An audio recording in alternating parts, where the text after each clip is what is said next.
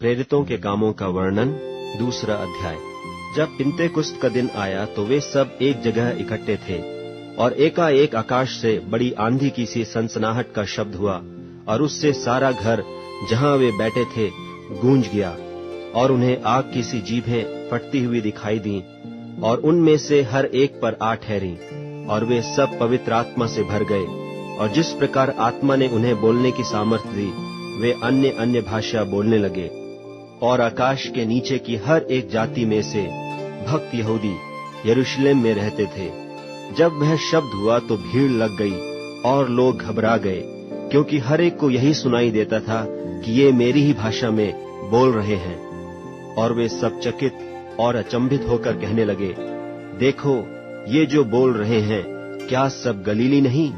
तो फिर क्यों हम में से हर एक अपनी अपनी जन्मभूमि की भाषा सुनता है? हम जो पार्थी और मेदी और एलामी लोग और मेसोपोटामिया और यहूदिया और कप्पदूकिया और पुंतुस और आसिया और फ्रूगिया और पंफूलिया और मिस्र और लिबुआ देश जो कुरेने के आसपास है, इन सब देशों के रहने वाले और रोमी प्रवासी, क्या यहूदी मत धारण करने वाले क्रेती और अरबी भी हैं, परंतु अपनी अपनी भाषा में उनसे परमेश्वर के बड़े बड़े कामों की चर्चा सुनते हैं। और वे सब चकित हुए और घबराकर एक दूसरे से कहने लगे कि यह क्या हुआ चाहता है। परंतु औरों ने ठट्ठा करके कहा कि वे तो नई मदिरा के नशे में हैं। पतरस उन 11 के साथ खड़ा हुआ और ऊंचे शब्द से कहने लगा कि हे यहूदियों और हे यरूशलेम के सब रहने वालों, यह जान लो और कान लगाकर मेरी बातें सुनो। जैसा तुम समझ रहे हो, ये नशे में नहीं, क्योंकि अभी तो पहर ही दिन चढ़ा है, परंतु यह वह बात है जो योएल भविष्यद्वक्ता के द्वारा कही गई है कि परमेश्वर कहता है कि अंत के दिनों में ऐसा होगा कि मैं अपना आत्मा सब मनुष्यों पर उंडेलूंगा, और तुम्हारे बेटे और तुम्हारी बेटियां भविष्यवाणी करेंगी, और तुम्हारे जवान दर्शन देखेंगे, और तुम्हारे पुरनिये स्वप्न देखेंगे। वरन मैं अपने दासों और अपनी दासियों पर भी उन दिनों में अपने आत्मा में से उंडेलूंगा, और वे भविष्यवाणी करेंगे। और मैं ऊपर आकाश में अद्भुत काम और नीचे धरती पर चिन्ह अर्थात लोहू और आग और धुएं का बादल दिखाऊंगा। प्रभु के महान और प्रसिद्ध दिन के आने से पहले सूर्य अंधेरा और चांद लोहू हो जाएगा, और जो कोई प्रभु का नाम लेगा वही उद्धार पाएगा।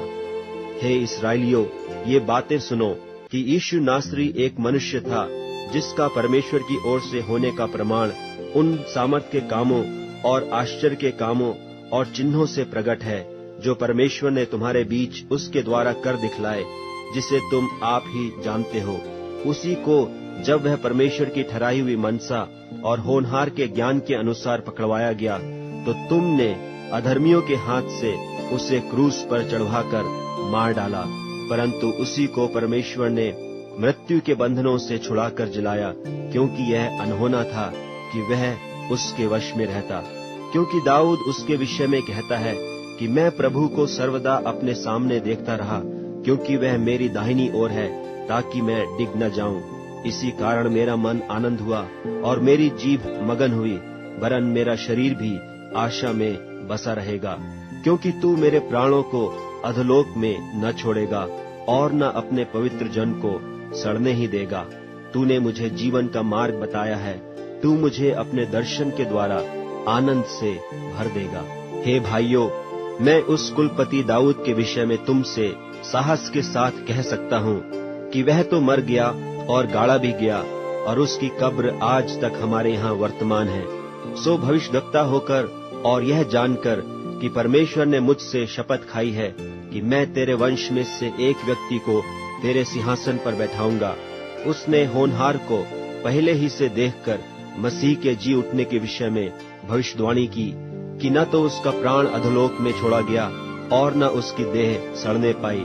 इसी यीशु को परमेश्वर ने जिलाया, जिसके हम सब गवाह हैं। इस प्रकार परमेश्वर के दाहिने हाथ से सर्वोच्च पद पाकर और पिता से वह पवित्र आत्मा प्राप्त करके जिसकी प्रतिज्ञा की गई थी, उसने यह उंडेल दिया है जो तुम देखते और सुनते हो।